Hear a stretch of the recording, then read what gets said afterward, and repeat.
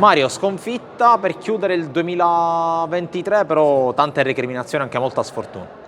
Allora sì, i ragazzi hanno dato il 100% oggi, hanno provato in tutti i modi a vincerla questa partita, però purtroppo queste partite si vincono con gli episodi, siamo stati sfortunati. Un palo sul power play loro, ripartenza contraria, gol.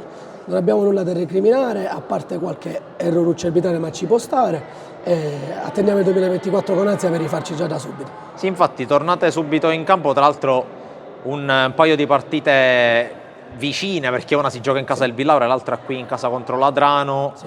Si può dire che c'è subito l'opportunità di tornare a lottare per il primo posto, visto che lì ha un punto. Sì, certo, no, sicuramente non demorderemo. I ragazzi già hanno la testa alla prossima partita, già si chiacchierava di questo. Siamo pronti per affrontare chiunque, giustamente siamo lì, adesso siamo noi a rincorrere un punto e non abbiamo paura di niente, lo dimostreremo in campo.